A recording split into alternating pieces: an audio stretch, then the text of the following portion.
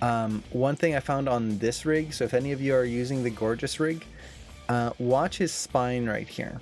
See how as his hips go up and his chest stays still, there's this kind of disconnect happening right about there in the middle of his back. Now, a horse's hips tend to move quite a bit more than the chest. The chest is, I wouldn't say linear, but is very subtle in comparison to the hips. So this amount is actually not bad. It's a little exaggerated, but it's not bad. But we're getting this distortion in the back. If you're finding this in your animation, I found that adjusting the follow end attribute, this is basically which end of the spine the central curve here will favor. You'll notice that if I bring this, make sure I don't go too far.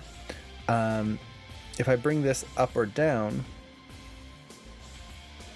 it changes the angle of the spine slightly.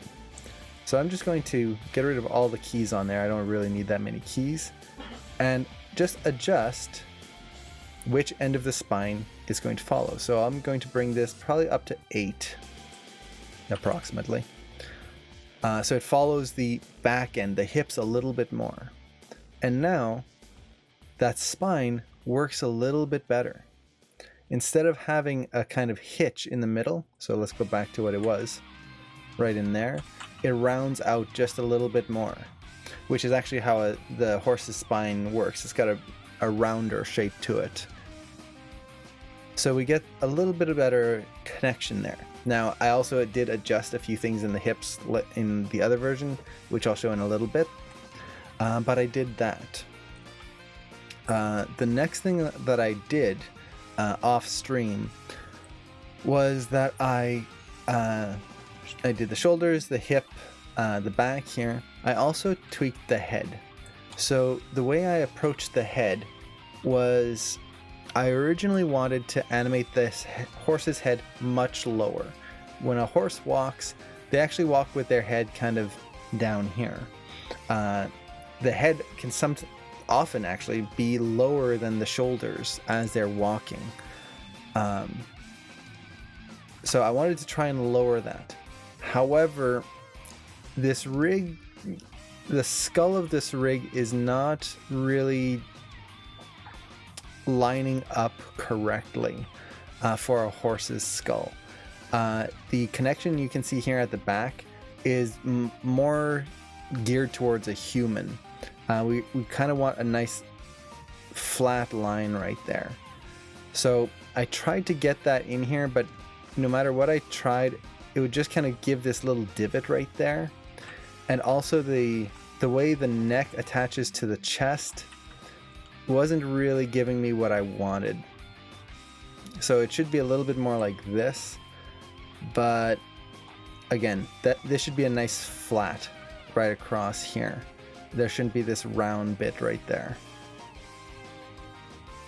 And this would just look really weird. So I kind of opted to have the head stay a little higher so I can keep that nice clean curve. And the way I animated the head, which I'll go to in just a second, was I just turned off the stretchiness of the neck and then turned off the neck global attribute, which basically means that I can use this head control now. Instead of just stretching it out and hoping I keep a consistent length in the head, I can just use this almost like a PV control, a pole vector. So I can just move this, animate it going up and down, forward and back, animate the rotations like so, and the neck stays a consistent, easy length. And it's not squishing and stretching, which maybe you could want in a shot, but in this case I want to keep it nice and clean. So that's one way of doing it. And hello, Caleb! The other solution would have been, if I didn't want to do that, but I wanted to keep the, how to say this? Let me just undo this. Okay, so let's say I want to have this head position right here without having to, let's just reset the whole neck here so we keep the base shape. I want to keep this head position, and I want to keep this pose of the head, but I want to work with it a little bit more as if it was an FK control. So what I mean by this is if I were to rotate the neck, the head would move along with. Well, and Soda Kurt, hey, thank you so much for the follow. So one way to do this would be to use some constraints. So I could take this head, and I'm going to create a simple constraint system. So I'm going to create a locator. Let's scale this up here. And I'm going to constrain the head to the locator. But before I do that, the locator has to be positioned where the head is, so it has the same pivot point. So to do that, I'll select the head, then the locator, go to constrain, parent, make sure maintain offset is turned off, and hit apply. This snaps the locator to the head's position and gets everything nice and lined up for me. From there, let's just go in here and delete that constraint, like so, and then constrain the head to the locator. And this time we can turn maintain offset on. Now, you'll notice and you probably can't see, it's coming up with an error. It could not constrain it could not add constraints or connections. If you get this, it could often be that the animation on the head is causing issues. So I'm just going to delete all my keys on there and then try again. Locator, head, apply, there we go. Now it's constrained. So now this means that when I move the locator, the head moves along. Now I can take that locator and I can parent it to the neck control. What this means is now as I rotate the neck control, the head will move along, like so. And I can use the locator to adjust the head pose, like that. Now, in this case, this is not the way I would want to rig it, because as you can see, when I rotate the head down, the whole angle of the head itself is being affected as well. I'm not a fan of that personally. So, how do we avoid that? Well, when we make that constraint, that parent constraint, all we need to do is make sure that we don't have rotations turned on in here. So let's do that again. So locator, head, create the constraint. It'll only be the translates this time. And then take the locator and parent it, just a regular parent, not a parent constraint, to the neck. And now we get that. So now I would animate the translates of the head using the locator to get the side to side and all of that. Oh, thanks. I'm trying a different station on Rainwave today. Yeah, I'm not sure if it's going to be the best to listen to, but I just kind of felt like something different today. I don't know why. We'll see. But I would animate the rotations of the head still with this attribute. And with this, I can basically create some nice motion with the neck, animate the neck going forward here, and then the head, I can still just animate this control right there. And maybe make the neck a little longer right there.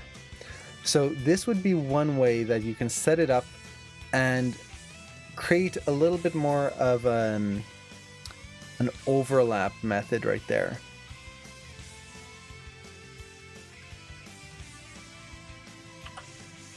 So either one you go with, or if you just animate the head straight along, they're both going to give good results, or all three of them are going to give good results. It just changes the way you would approach the animation. So I just wanted to showcase that in case anyone was curious on how to kind of approach a head, especially if it doesn't feel connected at all with the body.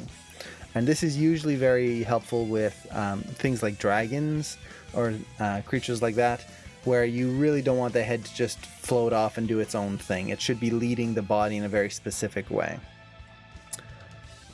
So with that, we've now we've got that on the head. But by using all of these techniques here, I was able to kind of bring everything together and start working in a much more pose-to-pose method. And I actually kept the test file that I was working on here. It is a great rig. I really love it. So this is the adjusted animation. So you can see here, I've just basically kept a lot of what I had, but I added a few extra things. So the first thing I did was I really pushed those shoulders right in there. So now let's compare it to our other one here. And I'm just going to undo the head so that the head's not bobbing up and down like a chicken. And thank goodness for infinity undos. There we go. Nope, not quite. There we go. So if we compare this, watch the shoulders. Right now, the shoulders, which I'm not talking about the rotation of the chest, but the rotation of the shoulders themselves, they're really not doing much. A lot of the movement of the chest is happening from the chest. This is not really the way, that a horse moves. It will have rotations in the chest, but a lot of that movement comes from the shoulders. If you ever watch reference of a horse, you see all of the muscles in the shoulders activating and deactivating as those legs move forward. There's a lot of motion going on in there. So I really tried to push and exaggerate that motion in here. So now we get a lot more shoulder motion right through there, specifically as it comes forward. You can see this whole mass of the arm rotate forward right there. Now I actually should push it a little bit more, specifically because I'm getting a little bit of a bend backwards in that elbow there. So, for example, right here, let's go in and I'll just kind of show what I was tweaking. So this whole control here, I can just rotate forward or bring down slightly. And really what I'm looking for is a slight bend in the elbow there. Like so. So it doesn't bend backwards.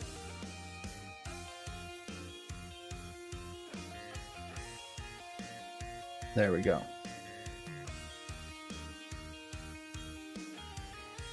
And I can probably push it a little bit more there. And even here. There we go. So just pushing that a little bit in there, and you get that really nice motion through there. That feeling of the leg reaching, the whole shoulder reaching, I should say. Versus here, where that shoulder, it goes forward, but it's really not doing much.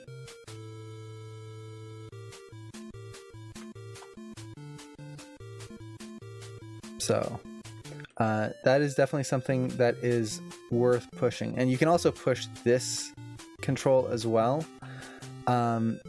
This is technically the scapula. This is the shoulder blade. This is the shoulder joint. So if you start rotating this, this can dislocate your horse's shoulder. You want to usually move the shoulder blade.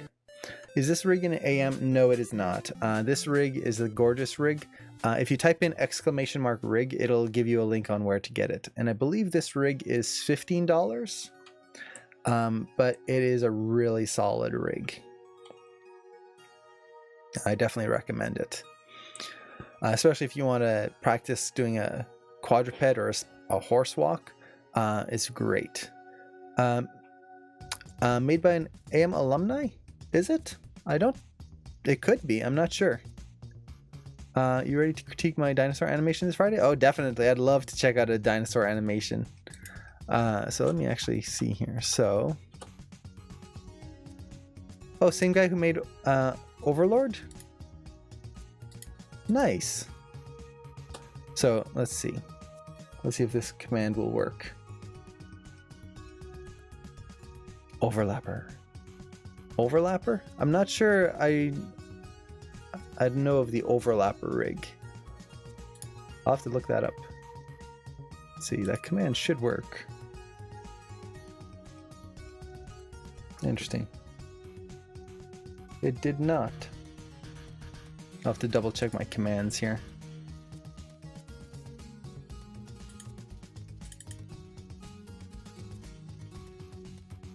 I still have a lot to do with commands and stuff. I'm not used to using them. But let's see. I've got the link right here. Oh, there you go. I guess it was just slow. Or maybe I just can't use it. Here's the overlapper. Nice. Yeah, I saw that Zelda rig. I actually, I'm gonna try to finish this horse rig animation so that I can use the Zelda rig as soon as I can. So yeah, this is the Gorgeous George rig. So $15. Dimitri, did he go to AM? If so, that would be awesome. Yeah, he did. That is awesome. I didn't even realize that it was an AM student that made this. Wow. That's awesome. Wait a second. I think I know this Dimitri. I think he was in class when I was in class.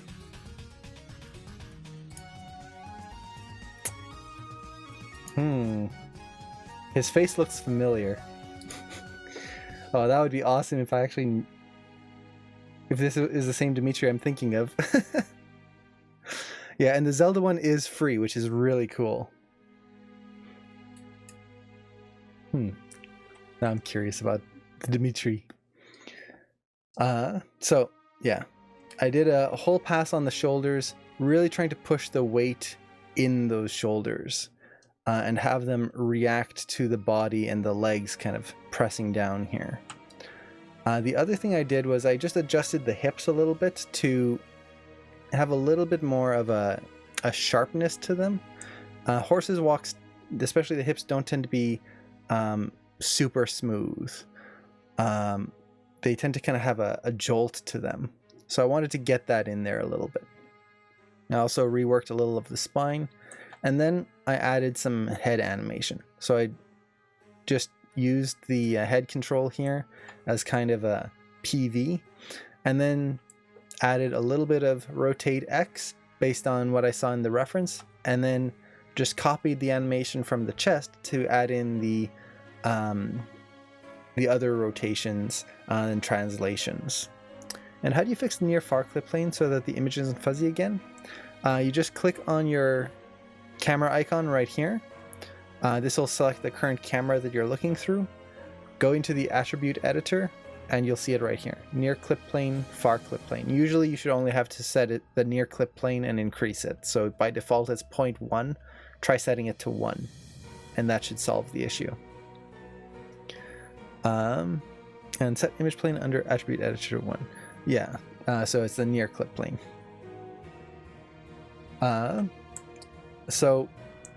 With that, I've kind of refined this walk quite a bit more just by bringing this back into step mode. And basically my goal was to tie everything back into itself so that I'm not working with separate pieces, but now that I've got the base motion blocked in solid, I can just refine this motion. Now at this point, the main thing that I really have left to work on is getting the feet refined. I kind of did that last week, but now that I've brought everything together, and especially the shoulders, now that I've added those in, I just need to kind of tie it back in so that they all work together. So it should go pretty quickly, but I'm hoping to get all of that finalized. So let's just jump in. And if you do have questions on any of the other things that I worked on or animated on this, definitely let me know. So as the feet come up here, we've got the contact pretty much down. That's good. Hey John, how's it going? So we've got that in place. There is another thing that I did want to show on this, and I'm hoping it'll work, but we'll see. So I'm going to animate the front right foot for now. So it comes up.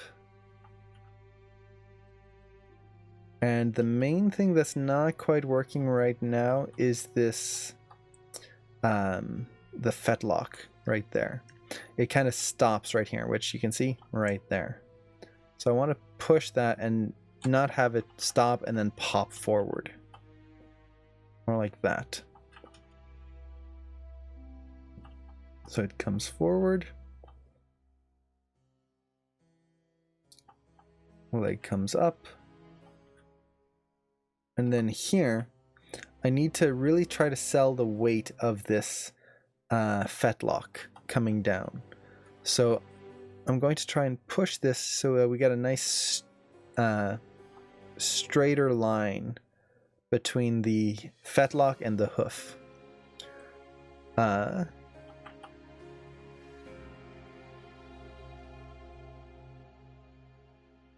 So something a little bit more like that.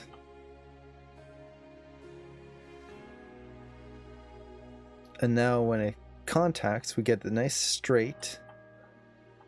And then I need to push the contact a little bit more afterwards, so that we get a little bit more of an exaggerated bend in here. And while I'm doing that, I have to be very careful that I don't overextend the leg. So let's see.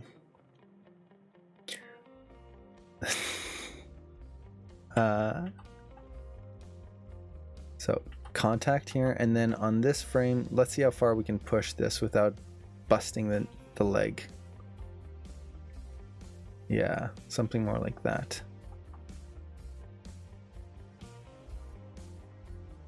And then let it come up right through there.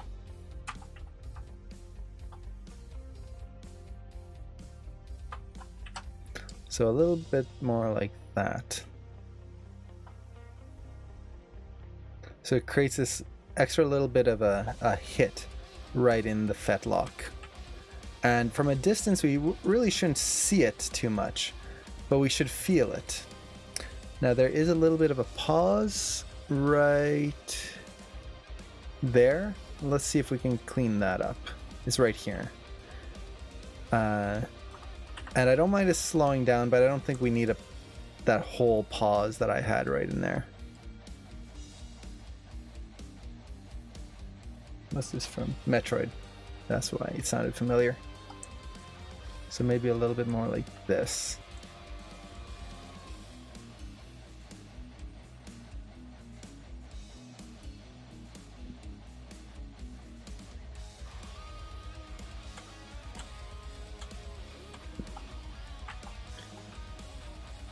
So it kind of has a little bit of a pause before speeding up right in there. Let's see if I can maybe ease that just a little bit more so it doesn't feel like it pops forward. Also, I think I might tweak this so that it holds here and then starts to speed up into that a little bit more, like so.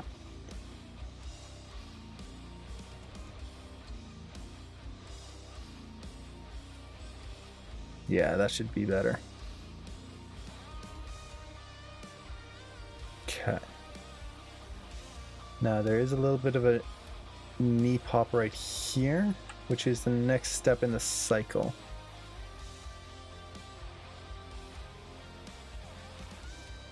And actually it's right here as well. So let's push that back up slightly.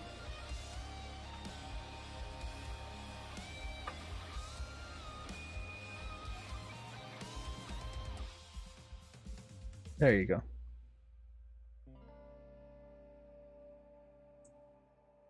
So that gets that fetlock in place better. Let's see.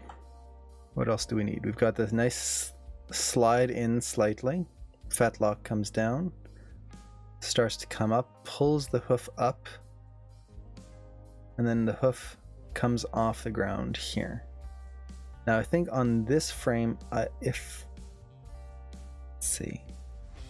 Yeah, I might be able to just slide the foot forward ever so slightly, so it kind of feels like the hoof is starting to be dragged forward.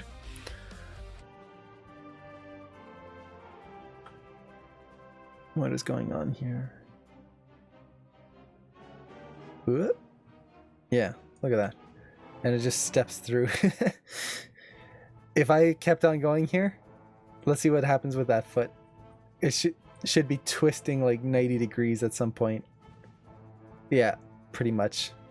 So there was an offset in here. And it's just making a slight issue.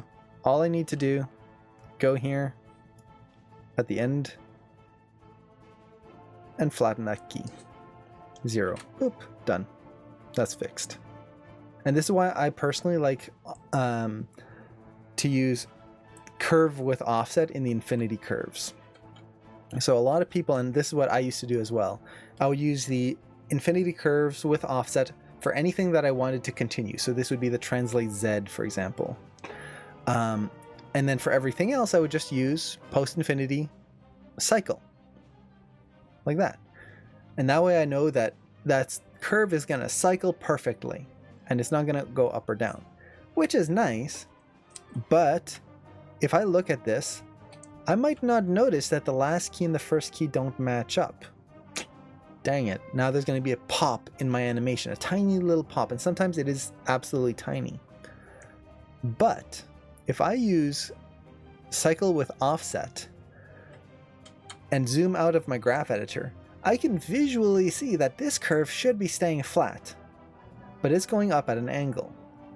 That tells me that there is a offset from the first and last key. So all I need to do is find that, fix it, and now that curve is flat forever. So it's a way for me to visually see whether there is some offset, like even here, you can see.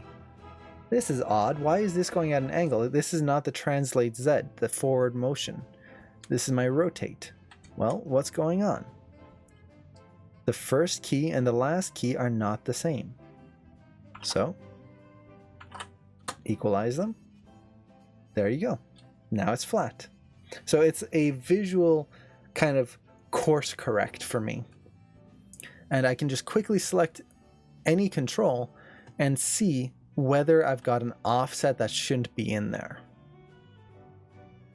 So that's my personal workflow. But I find it very, very helpful, especially when you're dealing with tiny little adjustments. Yeah, a good thing for editing audio is definitely play it on a speaker. Speakers will sound much different than headphones, and it's just a good way to readjust your ears.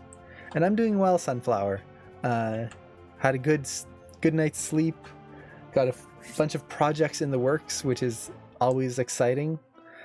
I got to play a fun game of D&D, which I hope everyone else enjoyed last night, but I really enjoyed it. It was a blast. Okay, there's definitely a little bit of a hitch right here that there shouldn't be. Let's clean that up.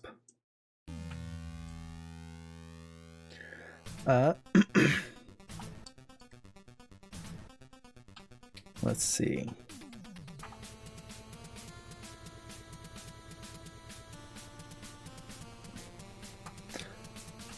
This music is from Fester's Quest, which I don't believe I ever played, but I think I might have rented once because the music is, every time I hear it, it's so familiar. Either that or it reminds me of the old Godzilla game on the NES.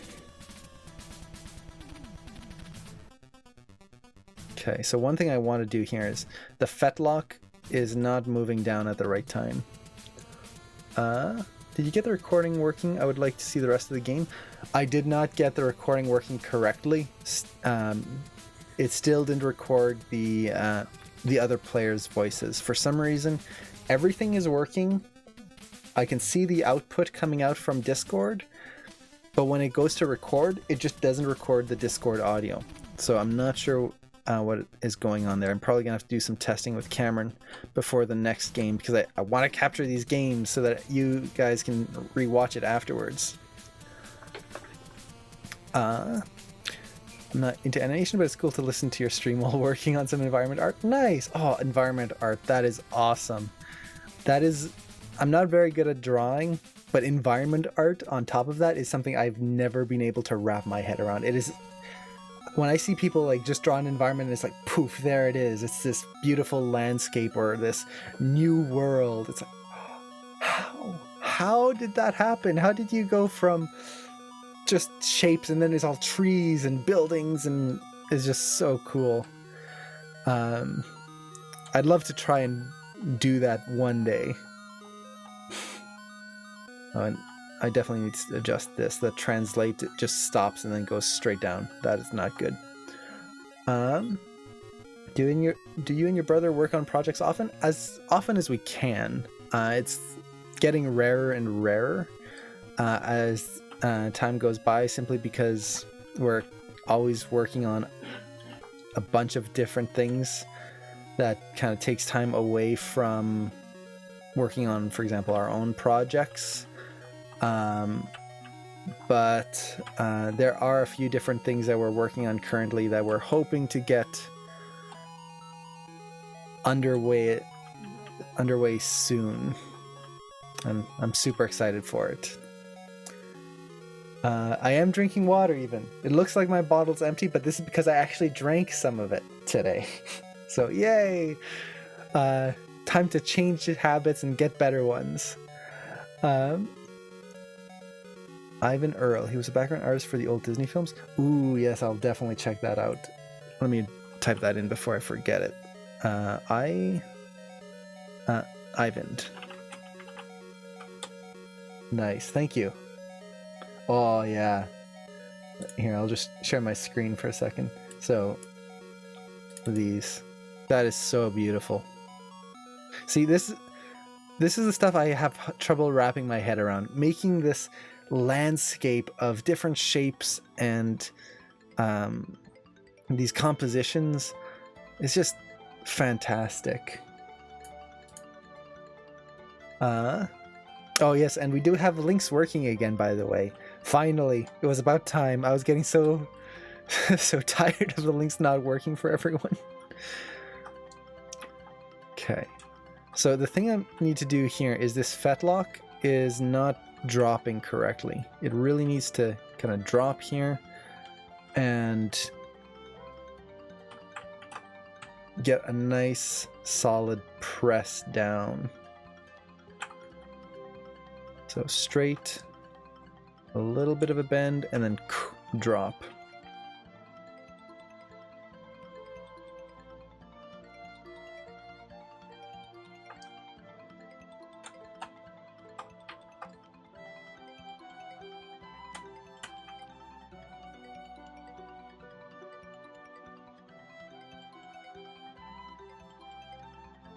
I'm also noticing a knee pop right here. This could probably be because of the fetlock resetting right there.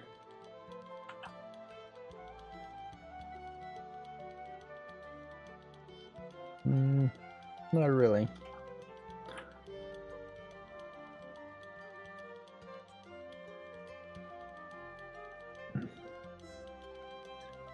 What's causing that knee pop? It's probably my translates. I think I could probably bring this back and up ever so slightly.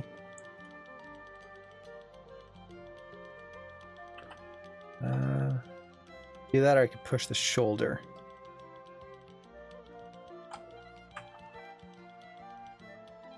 Basically, I just need a little bit of a bend on this frame in order to avoid the knee locking for two frames. So if I just take this and kind of go forward. Yeah, that should do.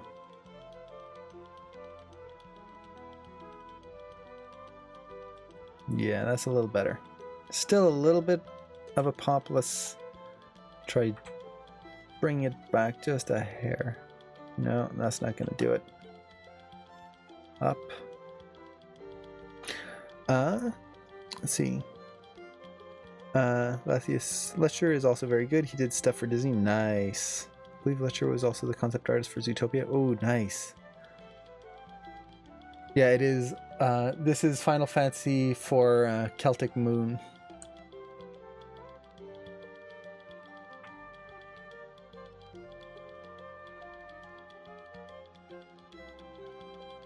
Let's see. Let's look at my Translate Y as well. I might be able to just kind of push this a little bit more.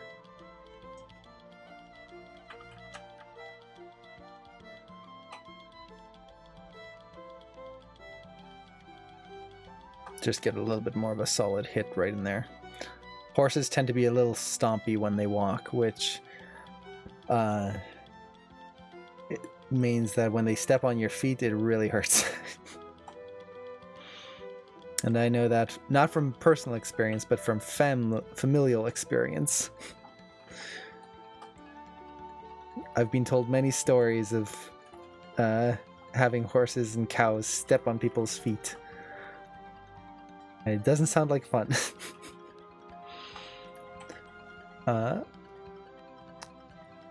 So let's see. I think this is good. I think I'm pretty much done with the front feet here. Oh, ew. What's going on here?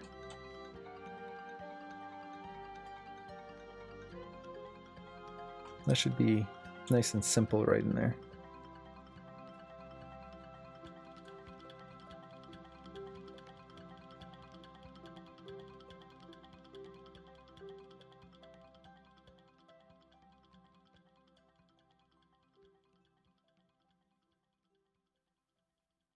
Now, one thing I'm noticing is the rotate, I think it's the rotate Z on the foot, is kind of rotating and then just stopping. And yep, you can see it right there.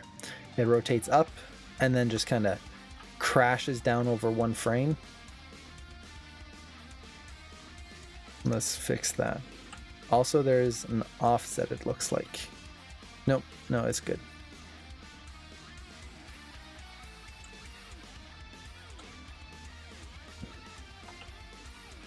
I've never really played any Castlevania games. Man, do I love the music. Do you ever come to a point while you're working where you just can't stand no more songs? But sometimes I just want to get rid of it. Oh, definitely. There are times when I'm working and... Gomical, thank you so much for the subscription! Whoa, 6 months in a row. Jeez, thank you so much! Wow, that's super appreciated. But yes, Roger, there are times when I'm working that I will just hit a point where I can't stand music anymore. I just need quiet. I need to focus on what I'm doing and have no distractions. And there are times even when, like, for me, because of my work environment, I typically wear headphones all the time when I'm working.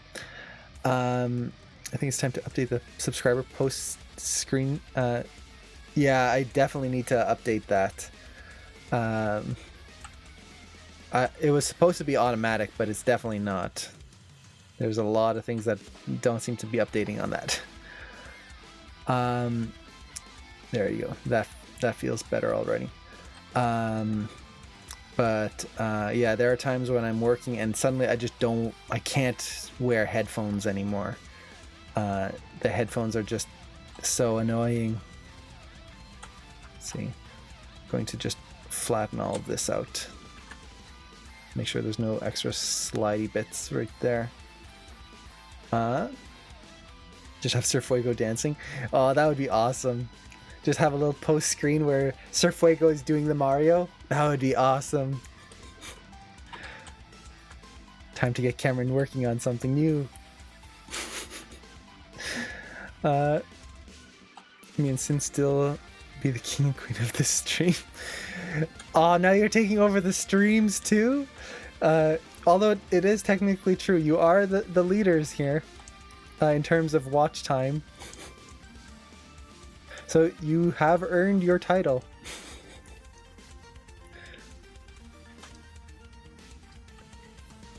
Let's see. So I think this is good there.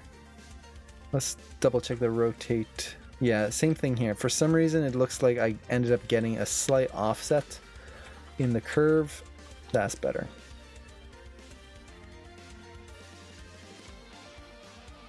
And now there's no knee pop from the front there. And foot pop.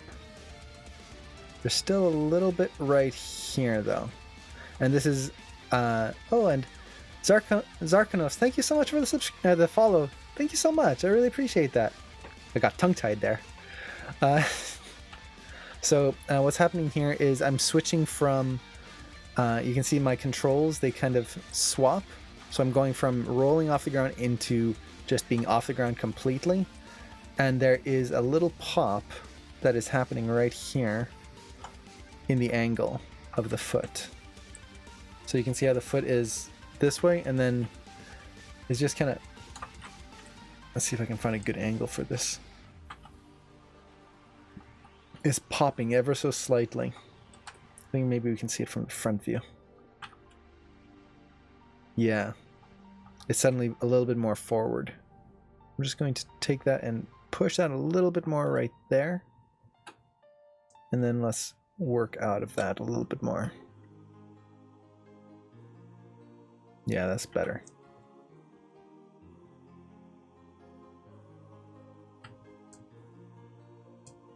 Okay. Randomly pop in and leave all the time. That's not a problem. Let's see who is on the leaderboard. I haven't checked the leaderboards in a while. I'm the top sub gifter, so yeah, you definitely are. So yeah, let's see. So Sin is number 2. Here, just so everyone can see what I'm looking at.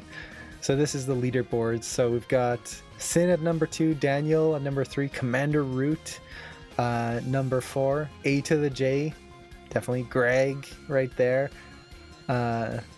Nice. And then let's see, what's all time? Okay, so I think this is pretty much the same. So haha. I believe there should also be some leaderboards down below in the time thing, the schedule down below the stream. I believe there should be some leaderboards in that as well, although I think I still need to kind of set them a little bit more.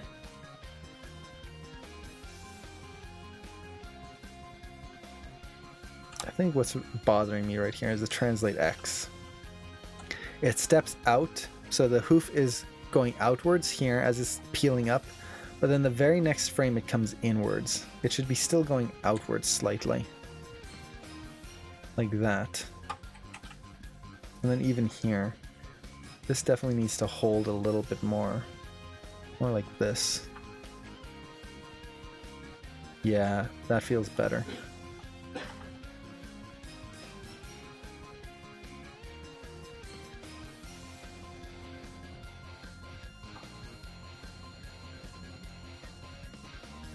The other thing that's feeling off is the rotate X. As I look at this, the rotate X of the hoof, it pops up here and then it just kind of stiffens right there. So let's take this and kind of push it up a little bit more so it kind of keeps going in a little bit of an arc first. So we get a little bit of a kick before it starts to come back.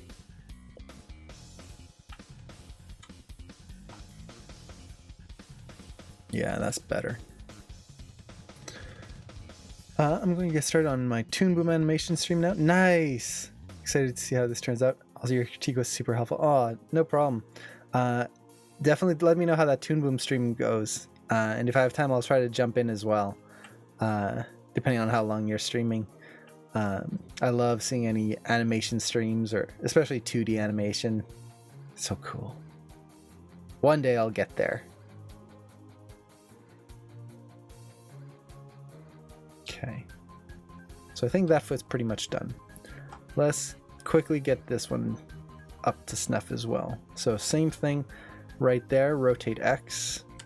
Definitely needs to keep going up slightly. Like that. That way we get that flick and just continued feeling of motion right through there. What else? Let's double check our rotate Y's. And yeah, there's an offset right there. I'm not sure where they came from, but get rid of them. Even here, this shouldn't rotate downwards. Oh, I think I know what these rotations come from. I've got free rotate turned on the manipulator, which means that if I rotate, I can just kind of click in the middle here and just rotate in any angle. The problem with this is sometimes, especially because I'm using a tablet, I'll try to click on the, for example, rotate X, but I might click just slightly off and I don't even realize it, but it's rotating in all three axes, even if it's just a tiny amount.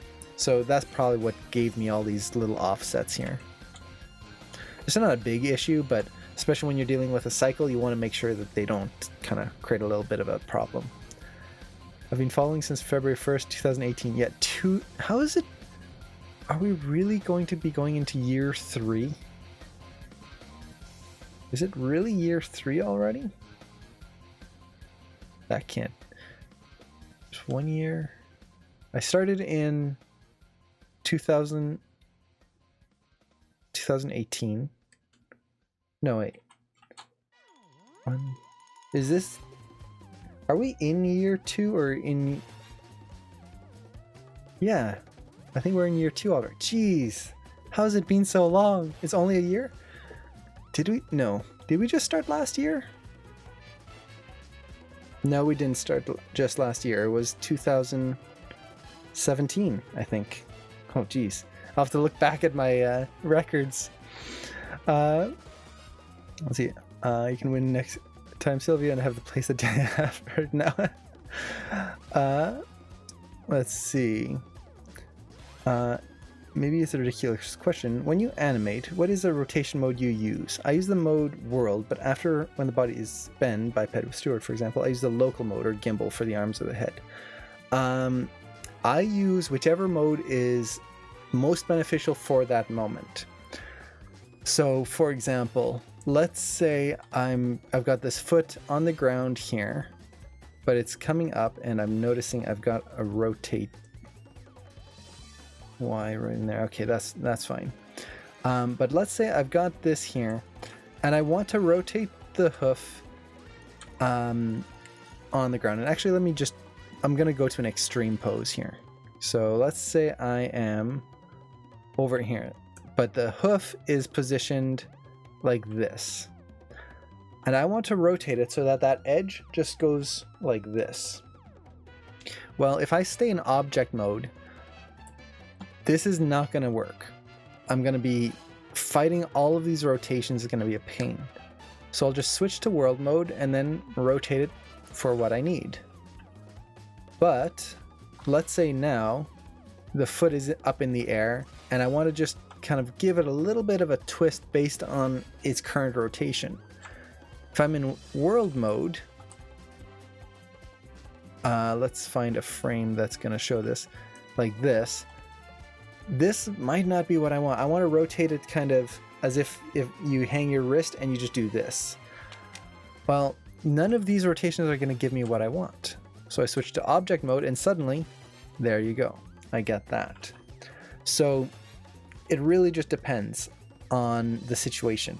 And the way I quickly switch is you can just hold down Control and Shift, hold down right click, and you get the rotation hotbox. So I can switch to world mode or gimbal mode or anything just by holding down Control Shift, right click, drag, and done. And when you get used to it, for example, to switch to world mode, it's just that. Object mode is just that. So you don't even see it pop up.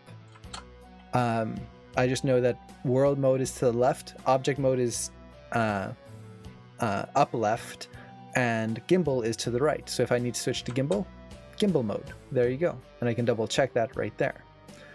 So once you get used to the directions, this is super quick to switch and pop between all the different modes. Created your account at the end of 2016. Yeah, I created the account in 2016, but I think I only started streaming in November of 2017. And then only technically officially, the first test was in November, and then I started the proper streaming in January of 2018. Wow, so I guess it's been 2 years. Wow. Oh, take care, Greg. Have a great night. How long would this animation take you if you wouldn't explain? An animation like this, to polish it up and get it all finalized, including all the details I'm doing now or even more details, probably, to polish it up, probably less than a day. So probably I would say 4 to 6 hours maybe, if I wanted to get a lot of little details. The walk itself should only take me about an hour or two. Now, to be fair, I've never animated a horse before, so it's a lot of new mechanics to watch out for. But still, the base walk would only be like an hour or two. The rest, probably another hour or two to add some more polishing stuff, and then final details would probably be another hour or two, depending on how much I wanted to animate the tail and everything else. So yeah, to really polish this up, I would say between 4 to 6 hours. Whoa. I don't know if it was that song there, but I got a sudden ringing in the one ear. Did anyone else get that, or was it just me? We'll need to party for the 3rd year anniversary. Yes, that would be fun. Get some Smash Brothers in there, some Doom. I haven't had a chance to play the new Doom, but the animations in there are amazing. And I know some of the animators who've worked on it, and oh, they do such a good job. It's so cool. So, let's get these back feet in place. Now, I'll start with this one because I know this is the one that I had most of the animation on already. Okay. Paul Allen? Yeah, Paul Allen is awesome. He's such an awesome guy. 40 hours per foot is best. Exactly. I've spent way too many hours on hands and feet in my shots.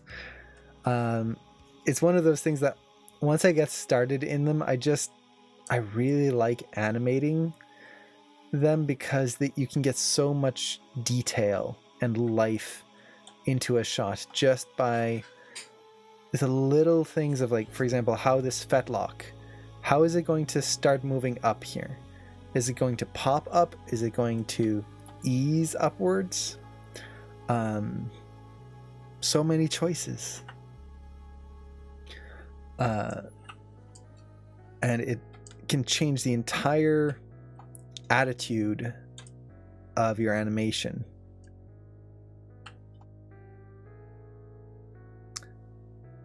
And John, thank you so much for the bits. Buying my way to the top of the leaderboard one bit at a time. Bribery? I'm fine with it. No, you shouldn't have to buy your way to the top of the leaderboard. You are the top.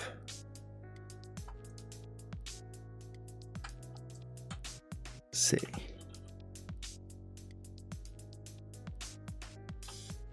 This is the rotate X of the fetlock. And it's kind of popping up here. I'll see if I can lower it a little bit. Actually, do that. There we go. Number one now. Buy friendship. Exactly. You're the Senate. Yeah, but as we all know, the Senate gets replaced by the Emperor. So, the Senate might not be the best place to be. And all their chairs get thrown around by Yoda as well.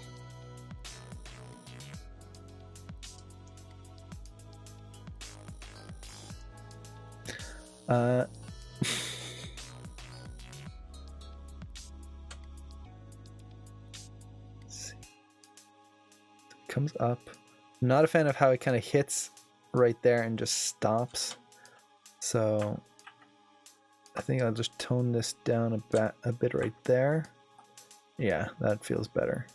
So I'm watching that front edge of the fetlock right there and trying to make sure that it doesn't hit a wall.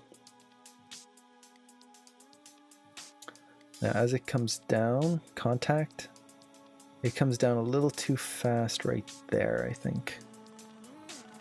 I need to push it a little bit more this way.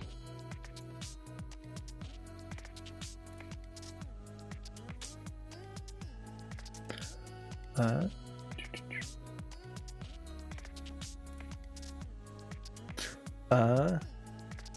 be the slave. If you're the slave, does that mean you're gonna have to wear the slave outfit?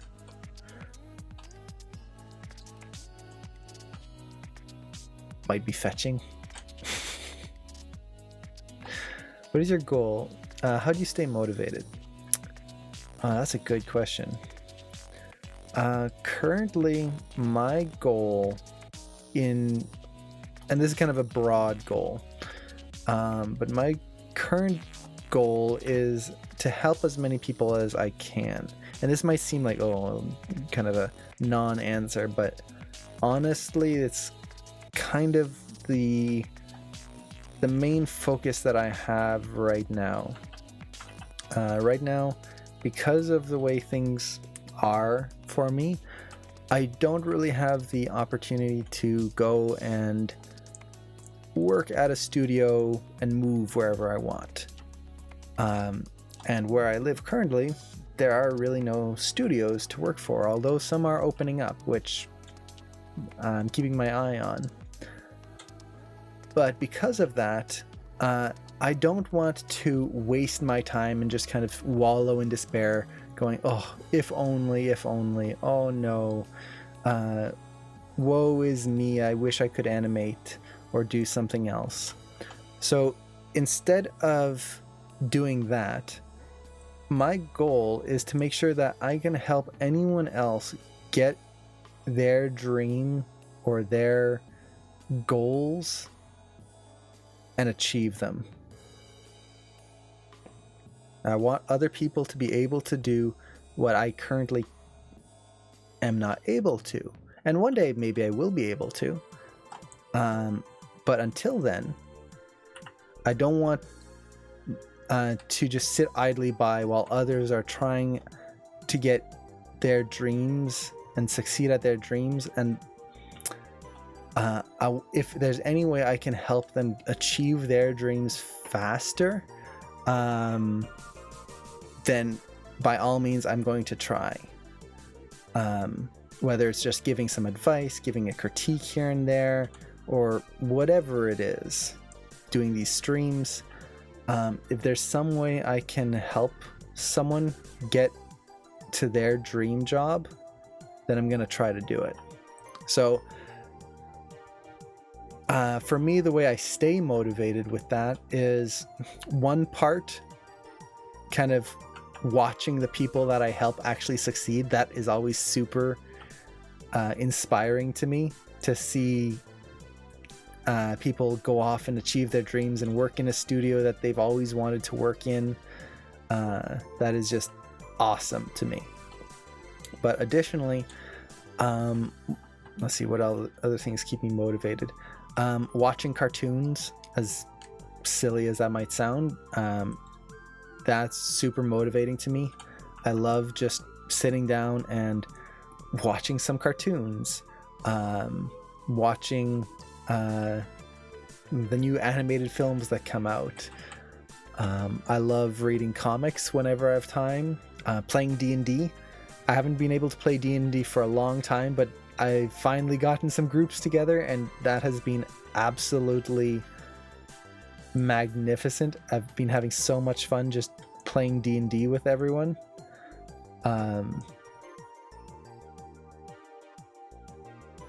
What else? Trying to think of any major thing that keeps me motivated, not just little things. It's hard to say though. I would say that that's probably the main ones right there though. Those would be my main motivating factors currently. You'll find me at CTN serving, but why? Oh no, does that mean that I've become the Jabba? Is that my role now? Now I've got to remember some quotes from Jabba.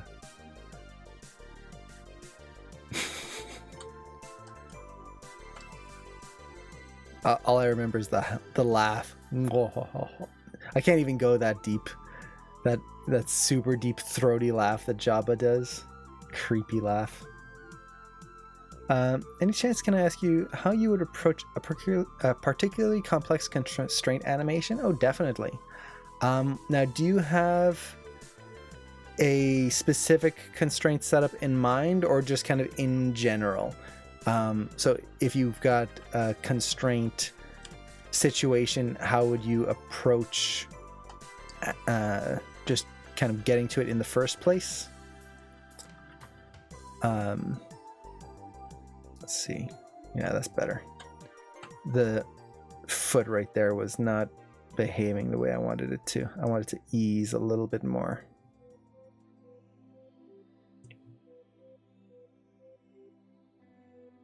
There we go. Did you animate that foot shifting? Yeah. So all of this foot stuff is all hand keyed. Now there are some little pops in there still, like right there. There's a little pop, but I'm not trying to fix all the pops perfectly yet. Specifically because sometimes pops can help. Let's inch this just a little bit forward. The reason pops can help is that in real life there are pops. There are little shifts and wiggles and clicks that our bodies will do. So instead of trying to make this absolutely perfect, instead what I'm trying to do is I'm trying to build in imperfections. Now, this translate Y is not working right.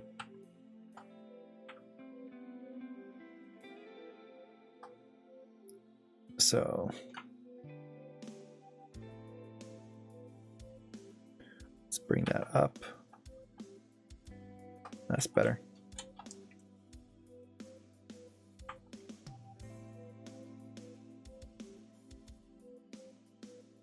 And actually not even yet. It needs to go higher. Hooves tend to move in a very circular arc. Unlike human feet.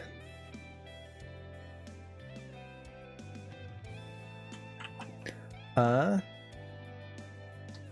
see. Okay, in general.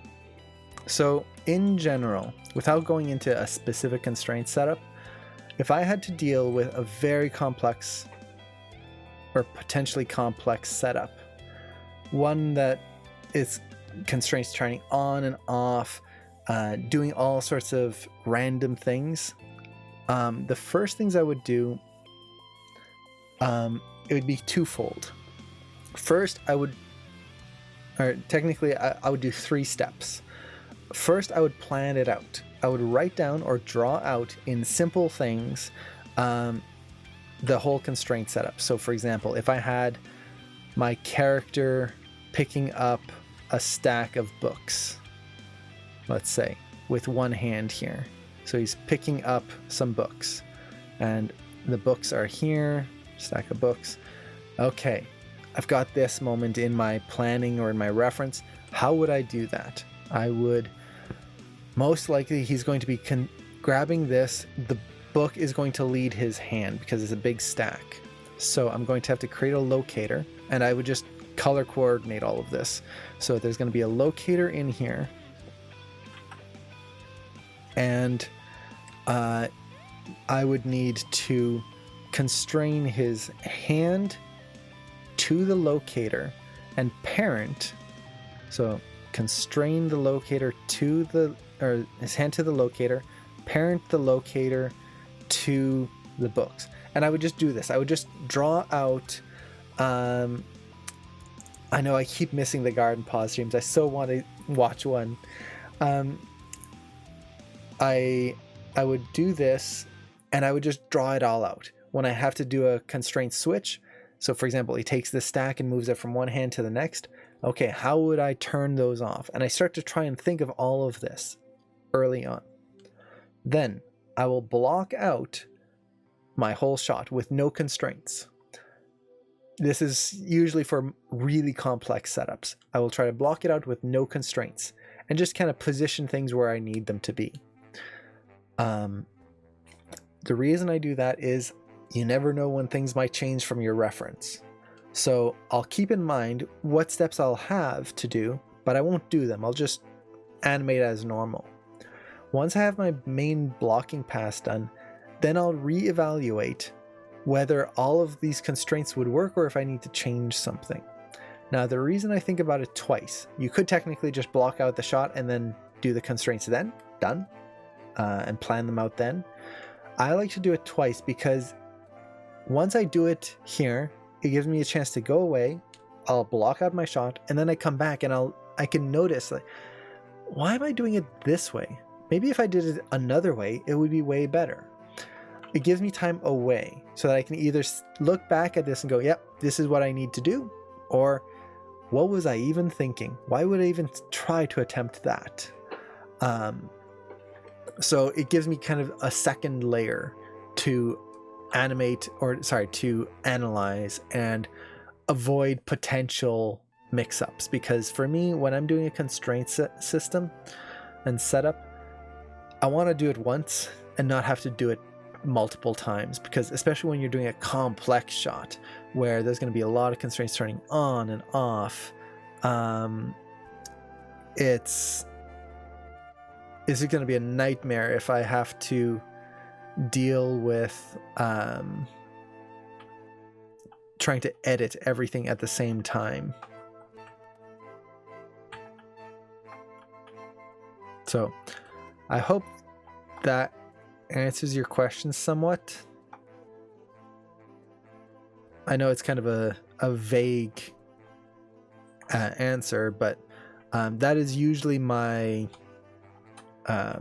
my workflow when it comes to animating very complex constraint systems. Is a lot of planning.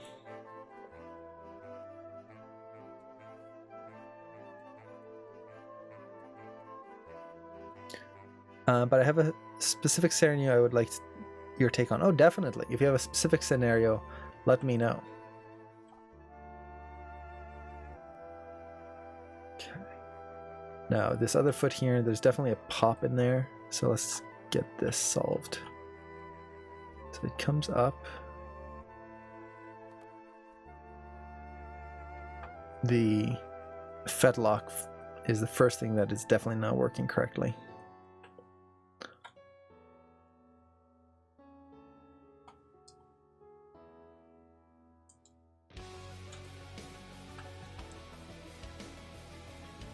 It's a very rock-heavy day today with the music, which is not a bad thing. I do like to listen to heavier music once in a while. Usually not when I'm animating, but since I'm just doing a cycle, this is fine. The main reason I wouldn't usually listen to it is that it might throw off timing because it's so heavy and easy to get caught up in. Oh, take care, John. See you in a bit. Let's see. The developer, yes, he made a rocket fist. And with the box, I think. Rock fist. Oh, I think I missed something in the chat. What's the best way to pose a character when first opened in Maya? As normally they are a T-pose with straight back and feet facing forward. when I first have a character into a scene, what I will do is I will try to pose them out in that specific character's stance, not their rig stance, but let's say I'm animating a scene and I am animating a character who is tired and world weary and just sick of fighting all day. You know, maybe it's just this really depressed guy. I would pose him out in that character's default stance. And let's say I have another character in my scene, but this character is super energetic, he's all hyper, he loves life, all the little things in life. I will pose that character out in his pose, not in a default pose, but in his default pose. And what this does is it makes it so that when you're animating the characters later on, you're not animating them from T-pose, rig default kind of thing. You are posing them from that character's default, which helps to inform you, well, if they're slouched and their feet are really close together, when they take a step, they're not going to suddenly have their feet wide apart. Their feet are going to stay very close and they might have very short shuffling steps. But someone who's standing and their feet are super wide apart, well, how are they going to have to get started into a walk or into any motion? So if you can figure out how you want the character to stand and how that specific character should stand, it gives you a much, how do I want to say this? It gives you a starting point that is much more natural for animation than simply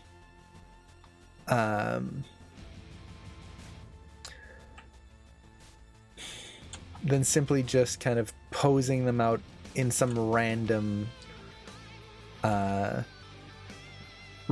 pose. I hope that makes sense.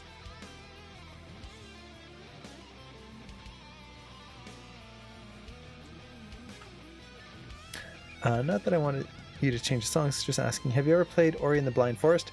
I've played part of it, and I played it on stream actually, to analyze the animation of it. It is amazing. That music is so good. And now the second one is coming out, and I so want to play or finish the first one just so I can play the next one. Let's see here. I want to make sure I'm going low enough here.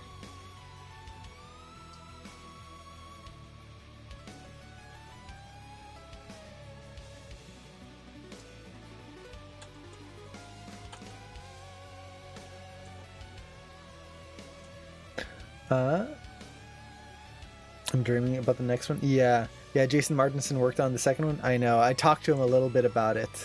He didn't give me any details or anything, but he mentioned animating on it, and we ended up talking a little bit about the animation on the first one. Oh, it was so good. I'm so looking forward to it. It's going to be so much fun. But I have to finish the first one. At this point, I'm so behind on video games, it's sad.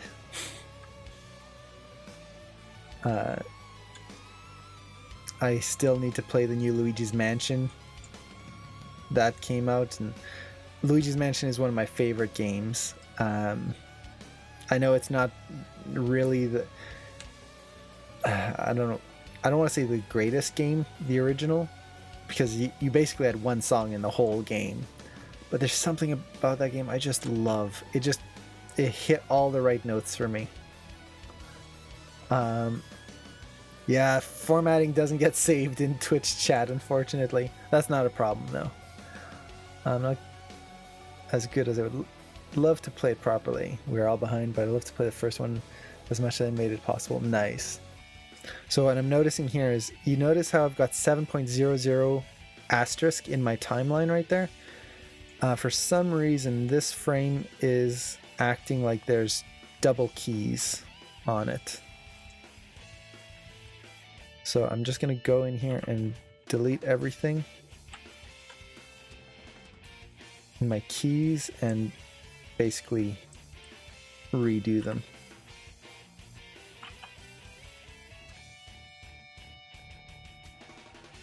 So how do I want to do this? Let's move it all to 7.5. No. It's not going to want to let me. So I'm going to copy this pose over here to frame 11 because I have no keys there. Delete the keys on frame 7. Move the keys from frame 11 back onto frame 7. And this way I don't lose the animation I currently had, or the pose that I currently had. There we go. And definitely there's a issue with my rotates in there. In the fetlock.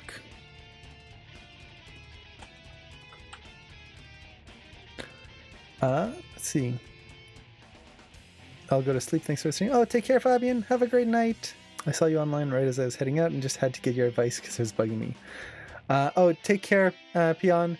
And yeah, definitely let me know if it works out. And thanks for dropping by. Okay. So right now I'm just cleaning all this up because for some reason all of the keys here are kind of a mess. And yeah, this is definitely needs to round out here a lot more.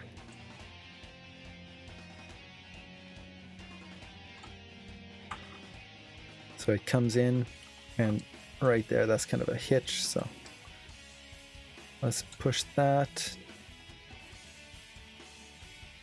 So it comes in and there we go. Now, as it comes down, it has to arc around and not do what it's currently doing, which is just hitting and then going straight across like that. So let's get that working.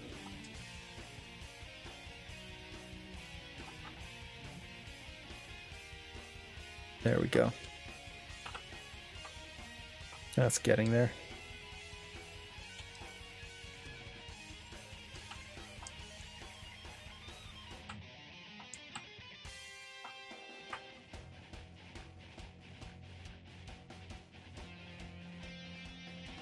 That's better.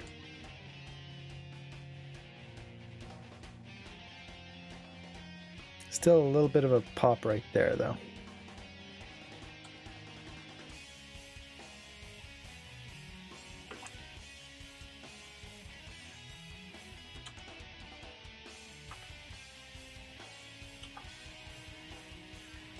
There we go. That's better. Little knobbly knees. There we go. So I think that gets most of the foot stuff done. At this point, the last thing I need to double check is the heel, which is actually way up here. The knee is up here. This is the heel.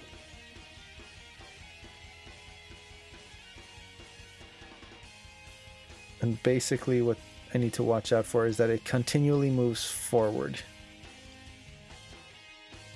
Also need to watch the arcs in it. So for example, right here it goes up, down, up.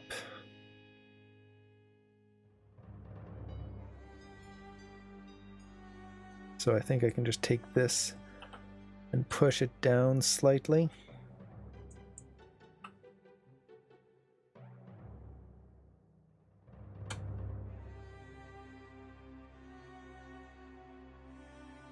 No, not quite enough.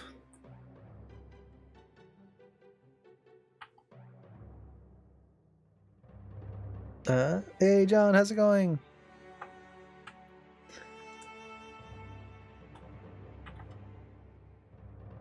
Welcome back.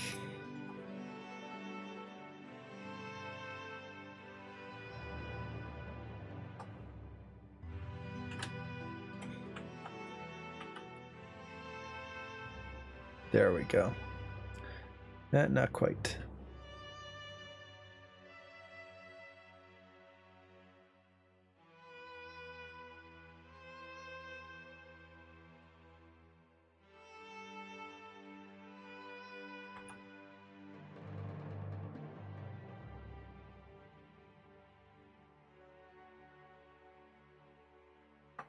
Okay, that's got that one done. Let's take a look at this one.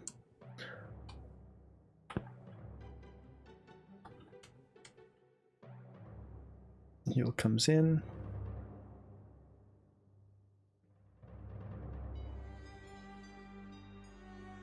That's a little stretched right there, so I think I might just take my rotate X here and give it one more frame so it starts to come up a little sooner.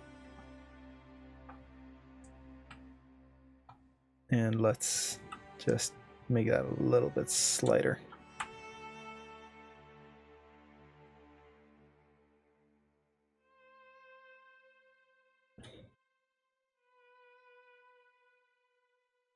And then once again,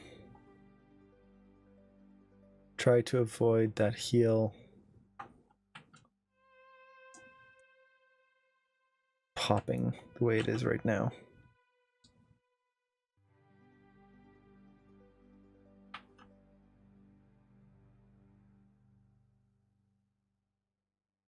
It kind of just holds there a little too much.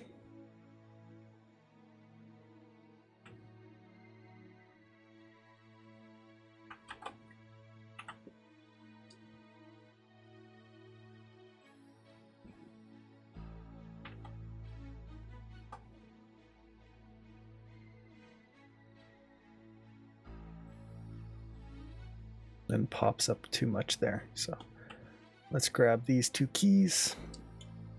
Just raise that up. There we go.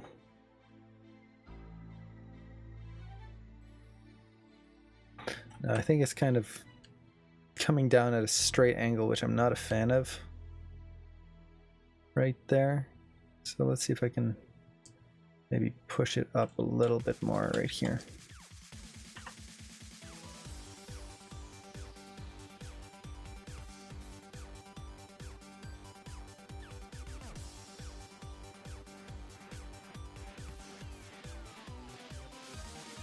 Doesn't really change much.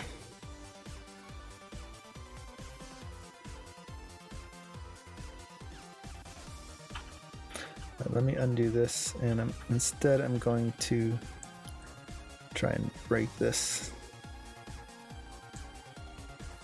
a little bit more like that.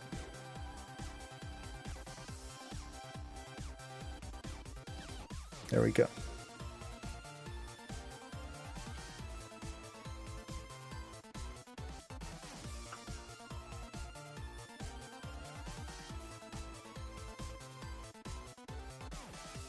How does that feel? Now, one thing to do is when you're starting to get these fine details, turn off the controls and really look at the rig without those controls.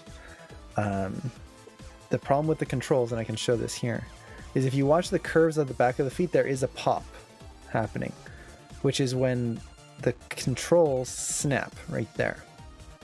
So this snap is going to be very misleading for me when I'm looking at my animation, because my eyes are going to notice that.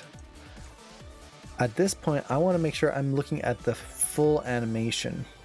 And if we look at the back feet now, this feels much better.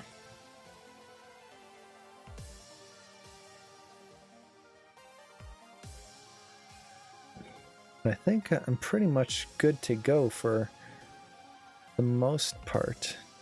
There's definitely some wiggles left on that screen right foot here, his left front, but it's not bad.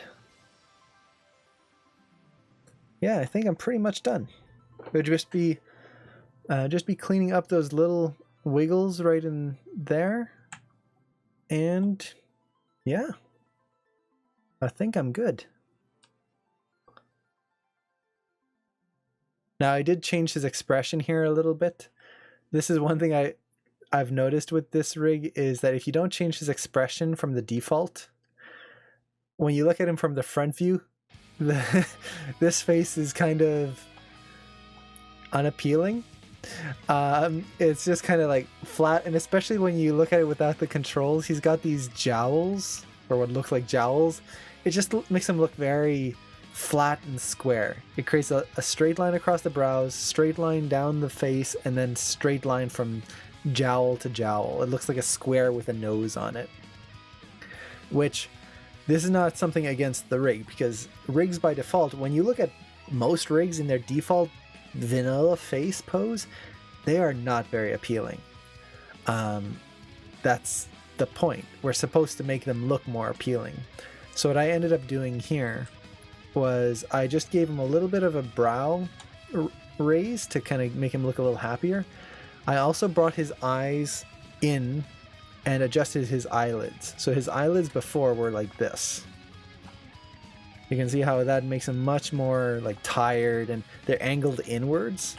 So I just rotated them and raised them a little bit. It makes him look a little bit more attentive. And then I brought the eyes in towards the center to make him look a little bit more focused. By default, his eyes are a little wide apart and makes him look very defocused from the front. So just brought those in a little bit, and it makes a big difference. And I could probably raise this up even more. I'm actually going to just do a quick test here. I do want to see how high I can raise these brows to make him just look a little bit happier. Now, by default, horses don't actually have brows, so no matter what I do with these, it's never going to actually look perfectly natural.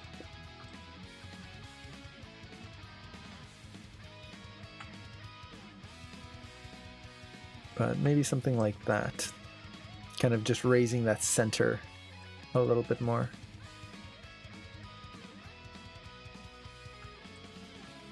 And if I wanted to, I could maybe offset this, so maybe the one brow, make sure I don't have any other controls selected here, is just a little higher than the other.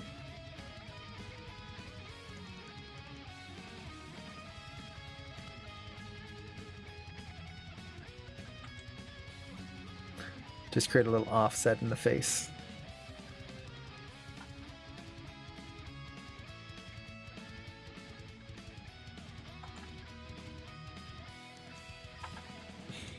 Let's see. Yeah, that's a little better.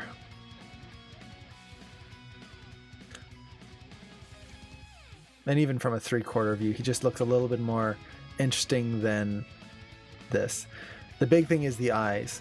You can really see it here, how the eyes are pointed in two different directions, which technically is correct. A horse's eyes are on the side of their head, not on the front like with carnivores. So they are technically looking in two different directions. But because this rig is rigged a little bit more like a human's face with the eyes flat to the head, it's going to look a little strange if we do it that way. Actually, I wonder. I do know he has eye controls. I wonder if I can actually turn the eyes to be on the side of the head. I doubt it. Yeah, no. Worth a test. Now, if I wanted to, I could add some overlap in the nose, which would just look very strange. Or like just some slight overlap. The lip would be a nice place to add some overlap. Just some kind of slight up and down of the bottom lip there. That would add some nice weight in there. But for now, that's not the goal of this test. This test was just to get the mechanics of a horse walk. And I think for the most part, I've got it in. Now, the big things that I've kind of learned doing this, just kind of as a summary before we close off this stream here, is how much stiffer a horse's spine is compared to a carnivore. I've mostly animated carnivores before, which really made it reliant on the shoulders and the actual clavicle scapula region to really move the front legs. So if I look at this from the top, for example, you can see how very little motion there is in the chest rib cage area. It's tiny. There's just even just a little side to side. I think I could even tone down the rotate Y on the hips a little bit more, but there's very little motion in there. A lot of it is in the shoulders. The back legs you can see how hard it hits. It's not just a nice waving motion. When a horse walks, it's actually very heavy. Not just in the way not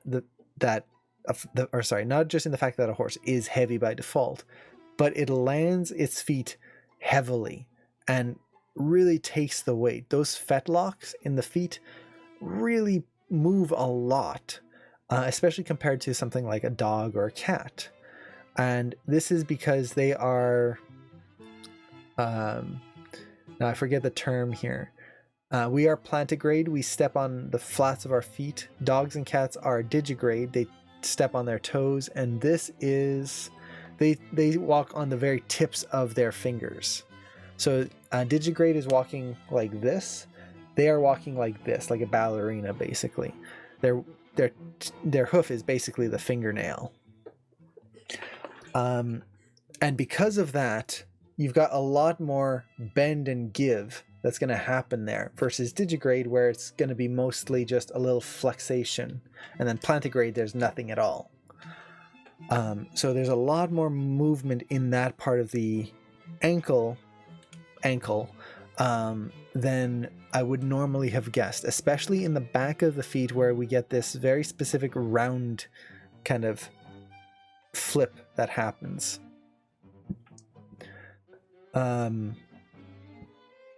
The other thing that kind of stood out is that the head doesn't just overlap. If you watch how the head moves, it is almost leading the motion here. So it leads the up and down ever so slightly with the rotation. It's not just hanging loosely. Now, the other thing I would also have to animate is the tail, but that's just overlap. The tail can pretty much do whatever it wants. And really, I'm not going to worry about it just for a walk cycle test. Usually for things like this, I'm not going to be putting this on a reel. It's just a walk cycle. If I was to animate a full shot with that, then definitely I'll animate the tail. But for this, it's just going to be basic overlap. So there's nothing specific about the tail that I need to practice or try to understand. But yeah, I think that's pretty much it. I think at this point, really, the next thing to do would be to try and animate this in a full shot.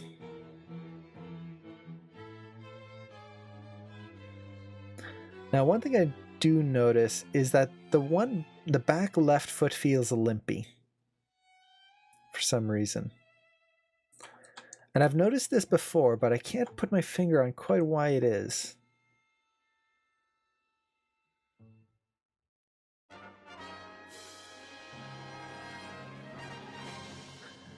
I can't quite tell if it's in the hips or in the foot itself. I don't feel it in the right back leg. Only in the left back leg.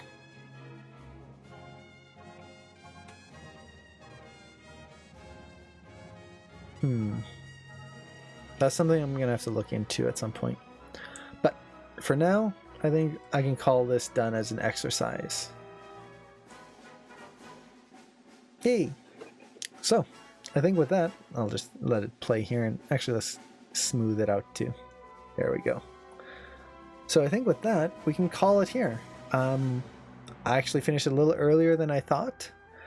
But hopefully this was helpful in kind of seeing how I approach this kind of animation, especially something I've never animated before. And the big thing I wanted to show today was we started this animation using a layered method. We ended using pose to pose, and I wouldn't say pose to pose, but more everything together. So I wanted to show this, one, because it's the workflow that I felt would work really well with this, and two, to show that you don't have to stick with one workflow. You can start pose to pose and then go into layered. You can start going straight ahead and then go into pose to pose, or anything, any combination. And you could do layered for one section, pose to pose for another, straight ahead for the last segment. Whatever workflow and whichever style of animation works best for that scenario is what's going to get you the best results. It's not one fits all. So for me, in this case, blocking it out was way easier in layered mode because I could just focus on getting the stride length and the speed of the body correct, get the feet working underneath it, and then make sure everything's kind of basically working.